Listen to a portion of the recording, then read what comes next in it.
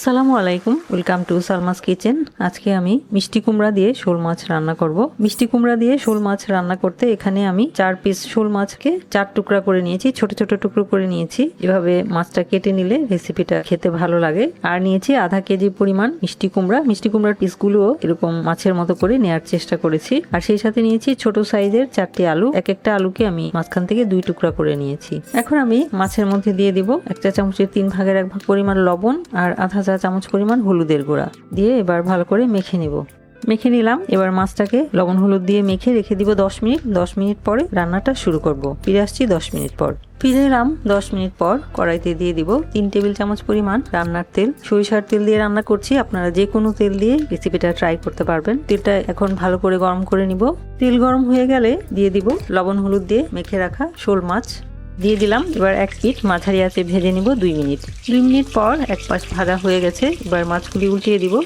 মাছগুলি উল্টিয়ে দিলাম। এবার অপর পাশও 2 মিনিট ভেজে নিব মাঝারি আঁচে।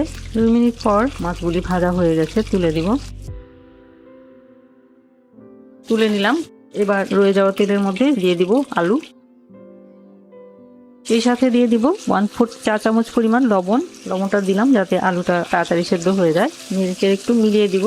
এবার ঢাকনা দিয়ে আলুটাকে তেলের মধ্যে ভাজবো। আলুর কালারটা হালকা একটু লাল হয়ে যাওয়া পর্যন্ত 1 মিনিট অন্তর অন্তর নেড়ে চেড়ে 3 মিনিট ভেজে নেব। 3 মিনিট পর ঢাকনা খুলছি। আলুগুলি লাল লাল করে ভাজা হয়ে গেছে। এর মাঝে আমি দুবার ঢাকনা খুলে নেড়ে দিয়েছিলাম। এবার তুলে নিব মাছের এক পাশে। আলুগুলিও তুলে নিলাম। এবার দিয়ে দিব মিষ্টি কুমড়া। মিষ্টি কুমড়াটা দিয়ে আমি ঢাকনা দিব না, ঢাকনা না দিয়েই 4 মিনিট ভেজে নিব। চুলার আঁচটা মিডিয়াম হাইতে রাখবো, একটু হাই হিটে ভাজবো যাতে মিষ্টি কুমড়ার হালকা একটা লাল লাল ভাব চলে আসে। অনেক বেশিক্ষণ ধরে মিষ্টি কুমড়া ভাজা যাবে না, তাহলে মিষ্টি কুমড়া বেশি সিদ্ধ হয়ে যাবে। হাই হিটে একটু নেড়ে চেড়ে 4 মিনিট ভেজে নিব। মিষ্টি কুমড়াটা আমি মিডিয়াম হাই হিটে একটু লাল করে ভেজে নিলাম। এভাবে ভেজে নিলে মিষ্টি কুমড়াটা খেতে ভালো লাগে।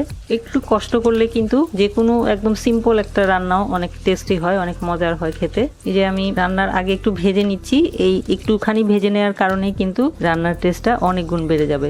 মিষ্টি কুমড়াটাও তুলে নিলাম। এবার রয়ে যাওয়া তেলের সাথে দিয়ে দিব আর 2 টেবিল চামচ পরিমাণ রান্নার তেল। অপেক্ষা করব 1 মিনিট তেলটা গরম হওয়ার জন্য। তেল গরম হয়ে গেলে দিয়ে দিব 1/3 কাপ পরিমাণ পেঁয়াজ কুচি। পেঁয়াজ কুচিটাকে হালকা লাল করে ভেজে নিব। পেঁয়াজ কুচিটা হালকা লাল হয়ে গেলে দিয়ে দিব 1 চা চামচ পরিমাণ আদা এবং রসুন বাটা। এবার আদা রসুন বাটাটাকে 2 মিনিটের মতো ভেজে নিব যাতে কাঁচা গন্ধটা চলে যায়। আদা রসুন বাটা দিয়ে 2 মিনিট ভেজে নিলাম। এ পর্যায়ে দিয়ে দিব আধা চা চামচ পরিমাণ হলুদের গুঁড়া, আধা চা চামচ পরিমাণ লাল মরিচের গুঁড়া, 1 চা চামচ পরিমাণ ধনিয়ার গুঁড়া। সেই সাথে দিয়ে দিব আধা কাপ পরিমাণ পানি।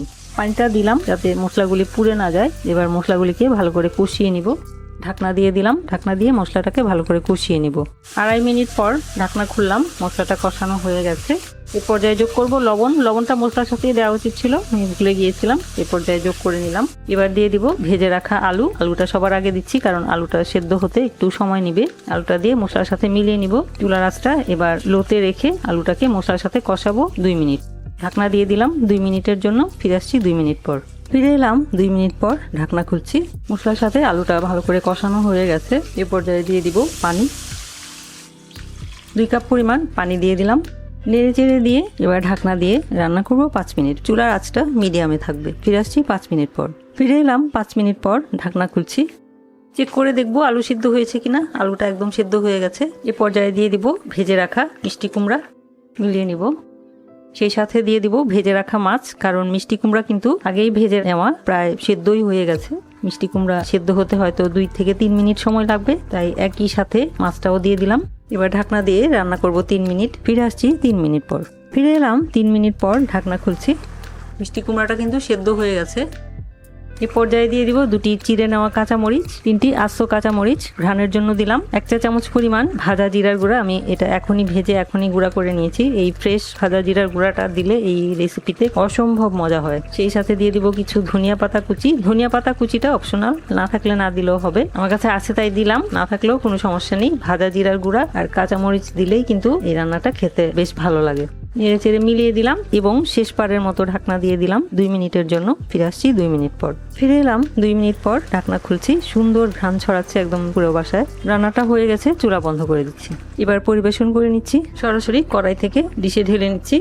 তৈরি হয়ে গেল সাধারণ কিছু উপকরণ দিয়ে খুবই অসাধারণ স্বাদের একটি তরকারি রেসিপি। এভাবে আপনারাও চাইলে মিষ্টি কুমড়া দিয়ে শোল মাছের এই রেসিপিটা ট্রাই করে দেখতে পারেন। আশা করছি সবার কাছেই ভালো লাগবে। ভিডিওটি দেখার জন্য এবং এতক্ষণ সাথে থাকার জন্য অসংখ্য ধন্যবাদ। সবাই খুব ভালো থাকবেন। আমার আর আমার পরিবারের জন্য দোয়া করবেন। আল্লাহ হাফেজ।